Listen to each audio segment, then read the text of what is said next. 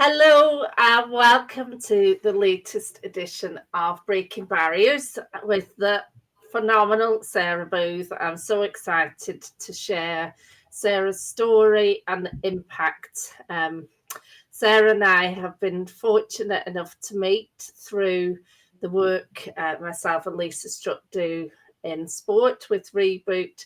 So we take forward a program that Sara conceived of over 10 years ago, a women's leadership program, and that's been a great honour of ours. But to actually get to chat and work with Sara today is huge. So I'm going to tell you a bit about Sara. Buckle in, because her impact is phenomenal. So Sara's the head of competitions, Sara Booth MBE, I should say, head of competitions within the FIFA football division, which she joined in 2018. And since joining there, she introduced the first ever 4-year women's international match calendar for 2020 to 2023. She's really big on getting impactful things done. I've never known anyone like her. She oversaw the introduction of the FIFA Play-Off Tournament at the 2023 FIFA Women's World Cup in Australia and New Zealand. And she's currently working on the concept for the recently announced new FIFA Women's Club World Cup, which is in a few years. She's based in Zurich, but before that, and this is how I know Sara, she's in charge of women's football development at the Irish Football Association, where you worked for 15 years. So a total trailblazer, doing lots of things like introducing the Women's Leadership Programme, reintroduction of the Northern Ireland women's national team to competitive football in 2004. And Sara became the tournament director for the UEFA Women's Under-19 Championship in 2015, having successfully led the bid to host it in Northern Ireland in 2017. She's also a former Northern Ireland captain and international player, amassing 32 caps, played in the top Premier League until 2013, with a playing career of 22 years, winning the Premier League 12 times and playing in the UEFA Women's Champions League 6 times. Pretty amazing work there, Sara. And of course, has been awarded the MBE in 2018 for services to women's football, thoroughly deserved. And in 2023, got an honorary doctorate from the University of Ulster in recognition of her outstanding leadership in women's football. So welcome. I'm sure you're like, oh my goodness. Yeah, a little. Thanks, Sinead. I've forgotten about lots of those things. And I just have to say, I've had to cut, like, she's done so much that is a much condensed version. Because Sara, you are somebody that makes waves, that has impacts, that impact blazes a trail. That's just in your nature. So tell us, how did you get to this place? What's your story, Sara? Yeah, I mean, it started not so well, I guess, when I was younger. I was born in Belfast. But I spent some of my early years actually in the south of Ireland, because my dad was a chef. My parents divorced quite early, so we came back to Belfast, and I was raised in North Belfast. At the young age of 11, I failed my 11 plus. And for the transfer test, for anybody that doesn't understand what the 11 plus is in Northern Ireland, which is a pretty critical point in a child's life, because it determines what school they go to, whether a grammar school or a state school. So I failed my 11 plus, and very much at that time, academically, I was being written off. Also, I was, having to go to a different school than my friends that I was at primary school with. So this was probably one of my first experiences of failing. and, not getting what I wanted or what I thought I could get. And very much that set the tone for the rest of my life, because it taught me very early how to deal with setbacks, how to deal with not succeeding at a first try. So that was primary school. I ended up going to Hazelwood Integrated College back in the early 90s. That was only the second integrated college in Northern Ireland. And so really, just for our global audience, I will explain. So up until that point, schools have been very much singular religion based, and Hazelwood was one of the first schools to bring together children of different religions into an integrated schooling environment. So it was a really big deal. it was a really big deal, and for me, that was just such a transformational moment in my life. Very much the system, the teachers, it all suited me. I got to play football, which I'd done from the minute I could start walking. So football at that point was very much part of my DNA. I met my wonderful PE teacher, Frances Shannon, who became such an integral part of my life, even later on in my career. So Hazelwood was really a defining moment for me as a person, and as I would go on in my career. From there, I tried to get into university. I failed at the first attempt, and I had to sort of go back and redo some exams, some A levels. Finally got into university, and I eventually graduated with a first class honours degree, which is one of the things that I'm most proud of, considering I transfer test at 11 and was written off academically. While I was doing my degree, I got some time in the United States. Again, in the sort of late 90s, women's football in Northern Ireland wasn't on the map in the world, and there weren't many opportunities in Northern Ireland for us as players. So when I was at university, I got the opportunity to go to the United States on a soccer scholarship, and I went there for 2.5 years. Wow. And really what I learned and what I saw in the United States, because that was at a pivotal moment in the history of women's football. It was 1999. I think it was my second year in college in America. That's when the United States won the World Cup. And it's one of the big transformational moments in the women's game. And I was there. So very much experiencing that, feeling that euphoria and experience the growth potential of the women's game. I was like, I want to come back to Northern Ireland. I want to finish my degree at the University of Ulster, and I want to see how I can, make the needle move for women's football in my own country, learning some of the lessons that I'd taken from the United States. So that's a bit of my journey. I worked at FA after college for 15 years, and then I got this incredible role in FIFA, which I've now been in for 6 years. That's a bit of my story. Phenomenal. And we've barely scratched the surface because I know there's so much. And what was it like being, a young woman going to the US on your own, into this whole different world where football, because I would imagine, like, was it accepted much that you were a footballer here? Because I know in the US soccer is always been much bigger for girls. Yeah, in those days in Northern Ireland, we weren't anywhere like what we are now in Northern Ireland, and the game has come such a long way over those sort of 30 years, really. And the transformation is incredible from what I experienced and what my teammates would have experienced back in those days. My mom had to fight with the PE teacher, the male PE teacher, when I went to primary school, but also secondary school, to let me play football. And it was only her persistence with the PE teachers, with the principals, that I was able to play with the boys. And it wasn't until I was 15 years of age that I discovered that girls actually played in teams, and that there was a league in Northern Ireland. And where we lived on the Shore Road in Belfast, in Merville Garden Village, we lived in an apartment just above the row of shops.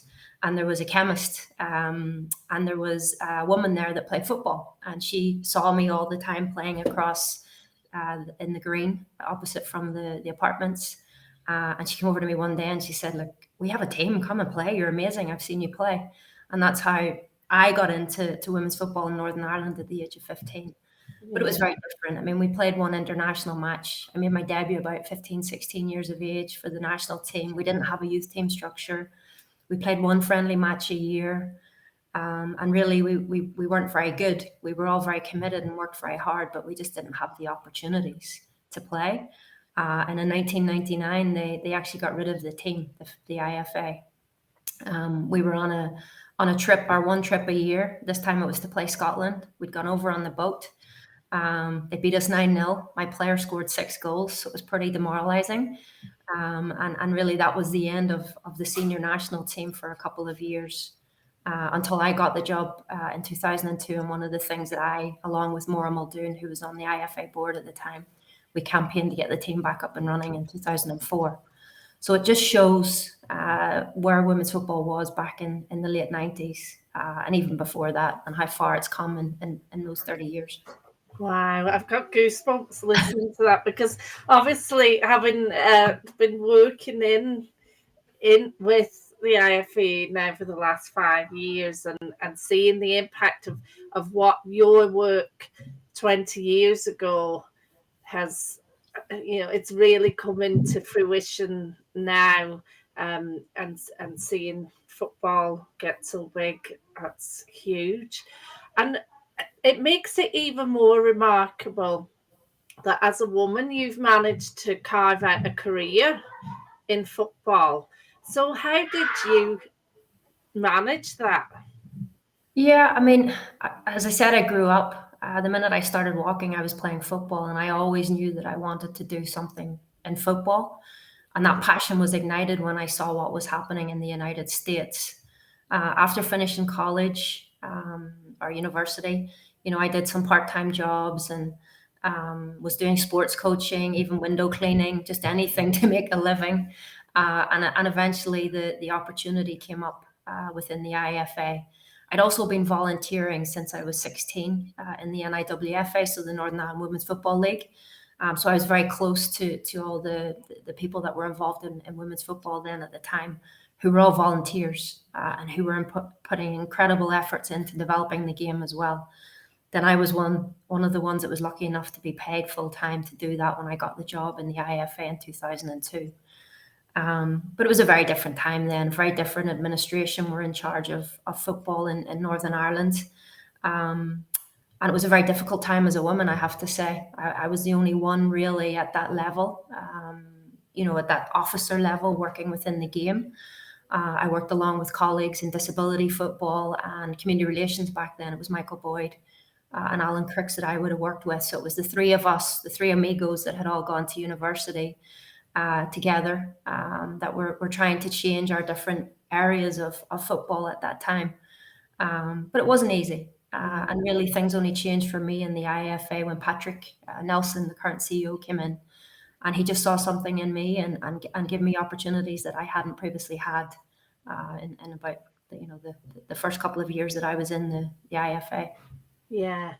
And so, yeah, I'm sure being the only woman wasn't easy. And also, I know you're happy to talk about the fact that, some of your troubles at school, and then with where you wanted to go in life, are also connected to the fact that you were coming out as as gay in a world where that wasn't quite, not that we're even at the norm yet, but where things weren't as open and accepting, and there wasn't as much support there. So what was that experience like? Yeah, I mean, growing up gay in Northern Ireland in the 90s and early 2000s wasn't exactly easy for any of us.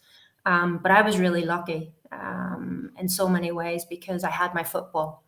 And within that football setup, I had a community and an incredible community of strong women that really were my role models and really helped me at a time in my life when, academically I was maybe struggling at school, but also coming out. Not that I ever struggled. I was always very clear about my sexuality and my family were incredible about it. But I guess just trying to find your way in the world. And I had incredible women that were just like, it's okay, you're going to be all right, and just keep going. And that's very much what I did. And I have to say, when I started working in the IFA, sexuality was never an issue for me. It was gender that I felt. I never felt that I was discriminated against because of sexuality. Now, maybe there were undertones that I didn't realize, but I never felt that I was being judged on those basis. Yeah. I have to say that my colleagues were exceptional. They knew who I was, they knew who my partners at the time were, and there were never any issues. Yeah. But it still wasn't that easy to be the only woman. No, but I was used to it, Sinead, at school. Yeah. I've always been gay. I've never been Yeah. anything other than gay. And even at primary school, my family knew this, and I was the tomboy. I was always Brilliant. the one sticking out. Yeah. In secondary school, again, the tomboy, doing my own thing, playing football, and people knew, and I was okay with that. Yeah. My family support, and I had these incredible role models around me. So for me, it wasn't one of the obstacles that I faced Yeah. in my life. That's so good to hear. That you, because obviously it was even, it seems so weird that in our lifetime was such a different time, but it was, and again, for a woman coming through in a male dominated sports and in that industry as well, just being the only woman in the room, and being the champion of women, because I think that's one of the things I admire so much about you, Sarah, is it can be hard to be the only woman in the room, always speaking up for women and pushing what was needed, and how you've driven that much change. So how did you keep going with that? Yeah, look, I think it was learning very early, one, to use my allies, um, two, to recognize the influence that I had. It took me a very long time, probably only in my 30s, that I realized, maybe even early 40s, the influence and the ability that I have to impact other people. And I think it was just recognizing those things and understanding that, what I can do can help change the lives of other people. And I have to say, I mean, I was so fortunate in so many ways with the family support that I had, but also the network of friends and the network of teammates I had around me. And even as I mentioned, my PE teacher at secondary school, Francis Shannon, and then my professor at college, Dr. Marie Murphy. Without individuals like that around me, I don't believe I would be where I am today. Obviously, I have my own character, and I've learned to deal with setbacks, and I think very much that's helped shape my resilience and shaped who I am today. And I very much, I've learned from those experiences to make me who I am today, and I'm only stronger because of what I've experienced in my professional career and in my life. Hmm. And I think something that really stands out about you, Sarah, from every time we've spoken, is you always remember the people that have had an impact on you. We heard about your PE teacher right through, and the way you're so open and candid, and the gratitude of that support. I think it is phenomenal. Thank So, yeah, so we've heard of some of the people that have had such an imprint on you. Um, what what has that done for you in terms of where you've got to? Yeah, I think for me, it's like there's been so many stages that somebody's picked me up, and helped, you know, show me to pick up the pieces and get me to go on again. Whether it was my mum and my dad when it was the failure of the 11 plus, or it was the conversation with Frances Shannon in secondary school at Hazelwood College, where she introduced me to Professor Marie Murphy, and then I knew I wanted to go to university.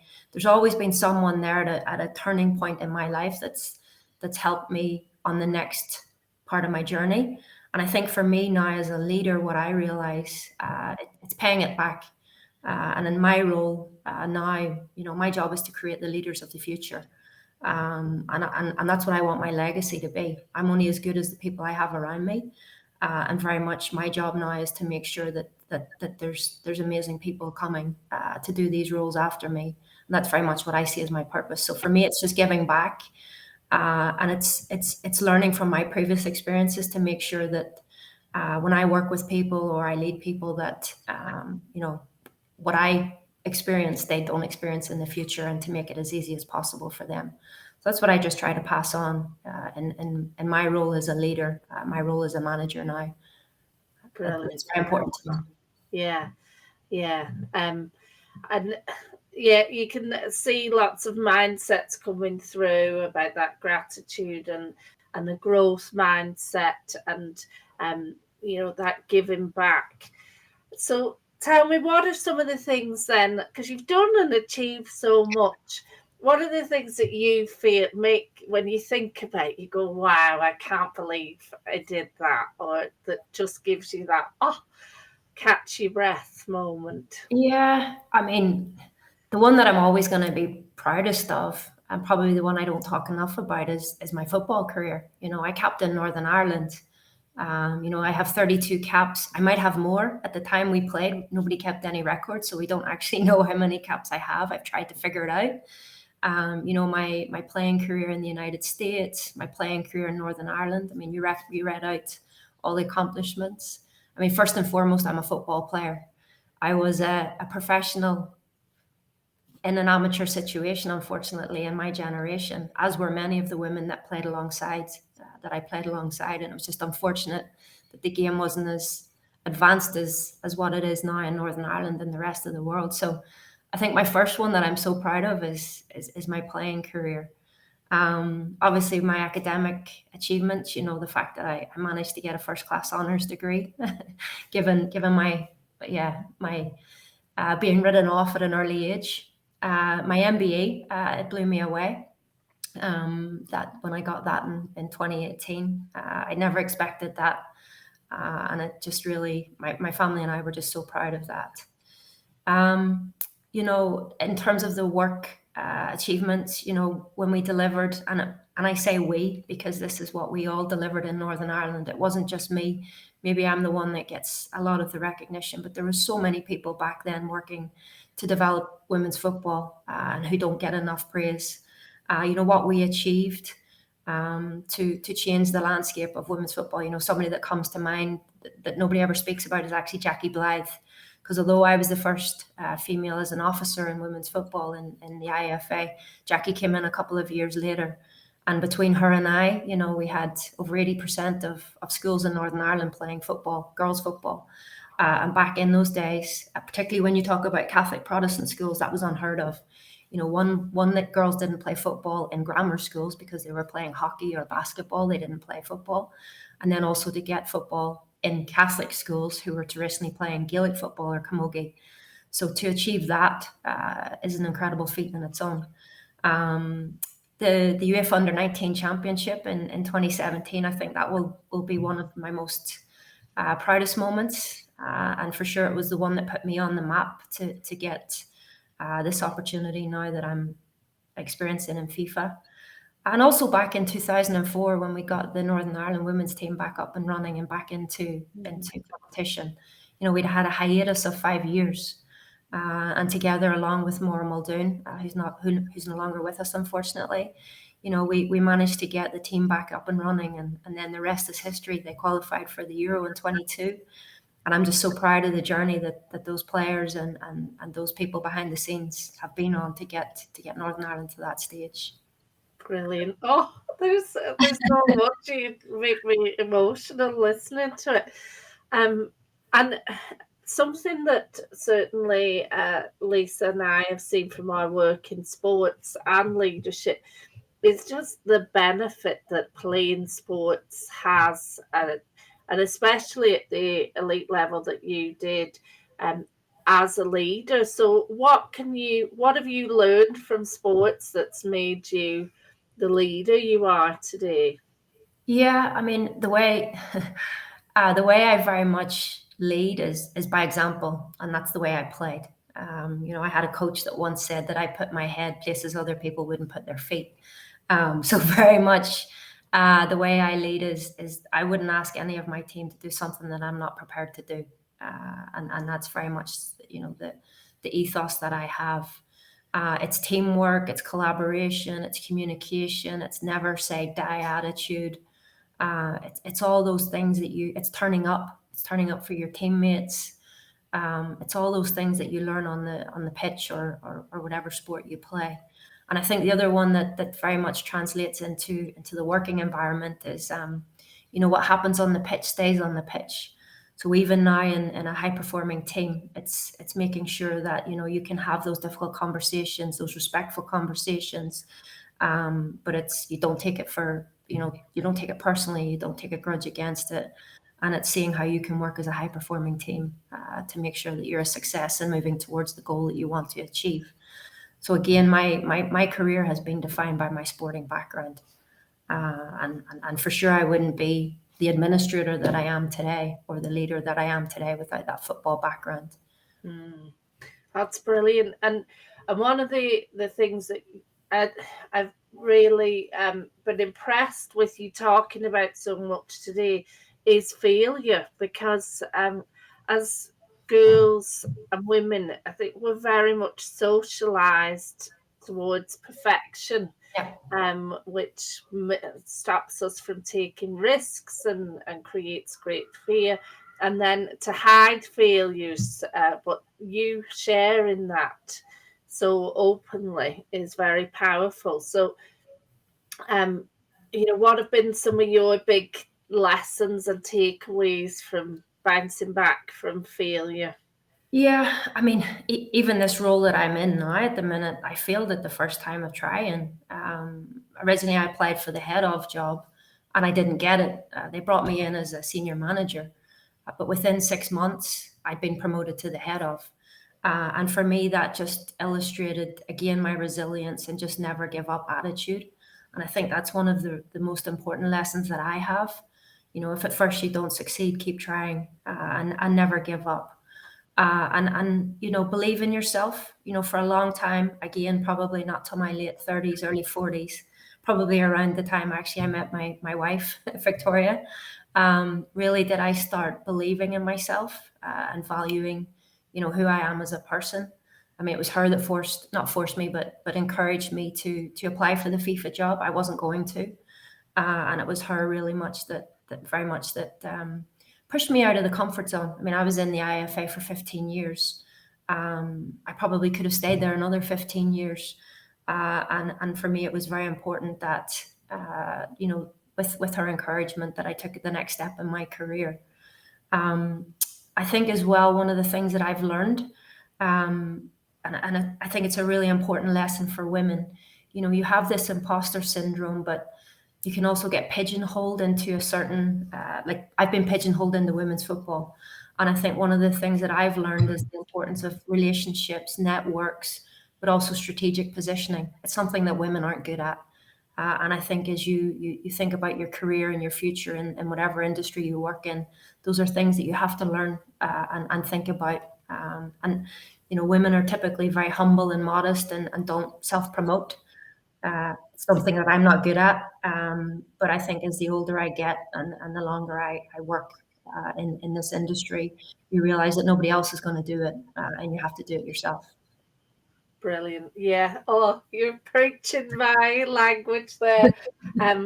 Because people are too busy with their own stuff to see it or to talk about it. Yeah. So if you don't shine the light on it, nobody will. Yeah. Absolutely. Love that, Sarah. I was also wondering there about, obviously, you've had to use your voice and your influence a lot to make the things happen that you've made happen. So how have you found that voice, and how have you what can we learn from you about how to be seen, to be heard, and have an impact with what you do? Yeah, I think again for me, one it comes to your values and your character and what you're prepared to speak out for and not prepared to speak out for. I think it's that. But I come back to the importance of allies and champions. If I think of my time in the IFA, and somebody that was really critical for me was Patrick Nelson. Again, I mentioned him, but he was a real champion and a real ally for me at times when women's football needed that support and needed that champion. And he became a really important part of what we did in Northern Ireland because he helped to move the needle. Even in my role now in FIFA, it's making sure that you have that allyship and those networks to really support you and speak out on those topics that are important to you. And so if someone's looking to do that, to tap into the network, and they're not sure how, like, how do you go about it? Is it the outside the big room conversations, or what is it that you do to build those relationships? Yeah, I mean, I think you need to read your room and understand people's values and who's on the same page as you. That takes time, and it's very much about establishing those relationships. I didn't realize the importance of relationships and the importance of communication again until I was older. Possibly when I was younger, I would have communicated things in the wrong way. And particularly in football, you have to recognize when the right way to communicate is and the right messages and the fights that you need to fight. Sometimes there's fights that just, they're important, but actually this one isn't one of the ones that I'm going to pick to fight right now. And I think it's just picking the right moments, picking the right messages and finding the people that align with the values that you have and that can support you along the way to put those critical messages out at the right time. I think it's about timing the key people and making sure you're aligned in your values. I can just imagine the young you, Sarah. Very different to now.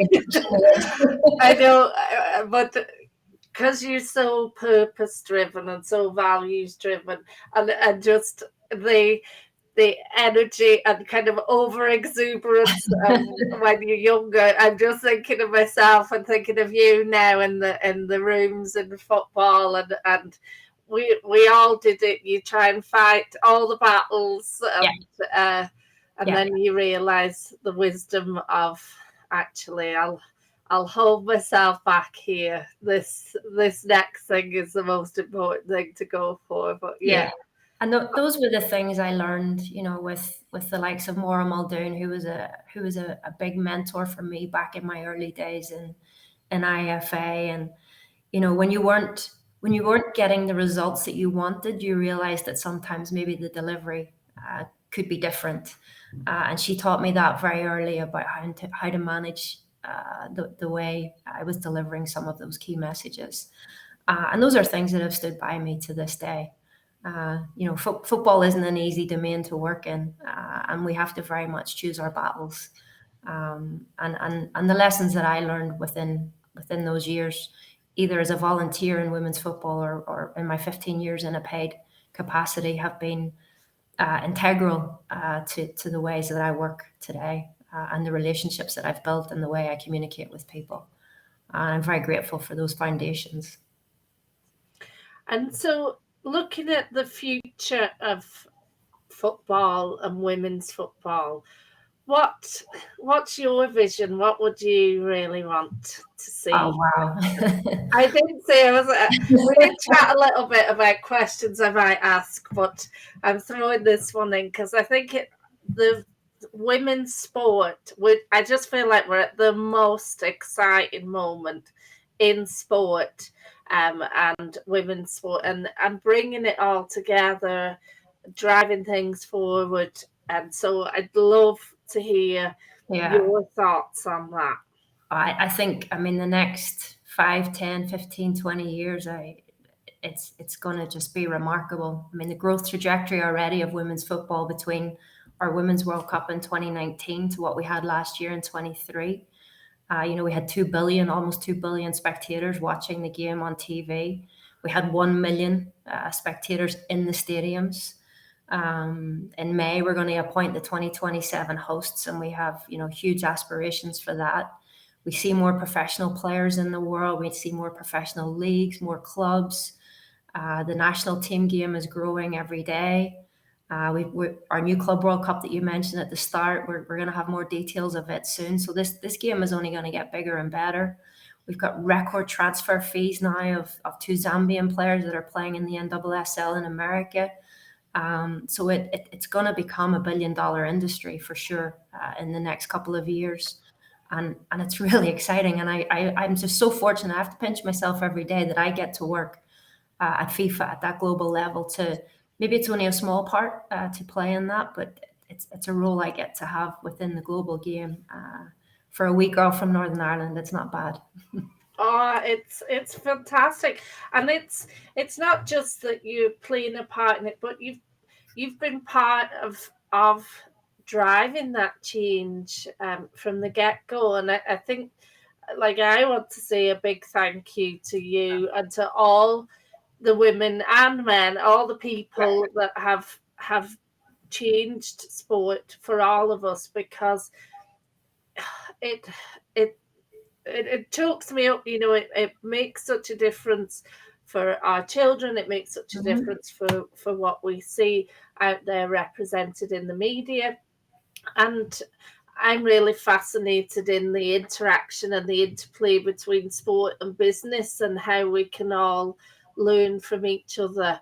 And I think one of the most remarkable changes I've seen is the representation in the media Yeah. of women in sport, and pundits and coaches, and hopefully we will have more women coaching men's teams soon, and all of those things. So is there what do you think we can all learn from the changes that have happened in sport? I think we can all just learn to embrace it and you know enjoy it, because we shouldn't have to fight for these women to be able to excel on the world stage. It shouldn't be a fight. And at some point, maybe it's our generation, maybe it's the next generation, these women won't. They'll be there because they play incredible sports and represent their countries or their clubs or whatever it is, and they will be there on merit and not because we've had to fight. One of my sole reasons for my years of work in Northern Ireland was that I didn't want any girl in Northern Ireland having the experiences that I had when I was growing up, where there was no girls playing football. I had to play with the boys, and my mom had to fight to get me to play in the school team. I didn't want any girls having to do that. And now with the work of Gail and Jackie and all those people that are still working so hard, Angela, the director of women's football in the IFA, with all those women still working, and men, as you say, working so hard to make sure that that's not the case for our future generations. And that's the way it should be. Sport is so important for our girls, whether it's football, hockey, netball, basketball, Gaelic football, it doesn't matter. It has to be a big part of their lives. And as you say, the link between sport and business, it's critical. What we know of those business women and those leaders in the world, they probably played sport, whether it was in primary school, secondary school, or college. There's been some part of sport in their careers, and it's integral to our future. Oh, absolutely. I mean, the research out there of the impact playing a sport has Hmm. on, I mean, it teaches you so much. And I think one of the things that we can really take from sport is that it's okay to be competitive. It's Hmm. okay to want to win and be the best and to push yourself forward. And we do need to see more of that, because we've been told that that's not okay for so long, and thankfully sport is given the permission to say no. I don't Yeah. think so. Well, if you've one last thought or tip or something to share to anyone watching this interview, what would it be? Yeah, look, I think one of the things my dad told me a very long time ago, he's not with me anymore, but a very long time ago, he always said to me, tough times don't last, but tough people do.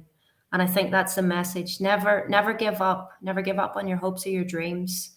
It might take you different routes to get there, different pathways, but never give up and you will get there eventually. I think that's my key message to people. Wow. And you've lived that, Yeah, Sarah, so beautifully.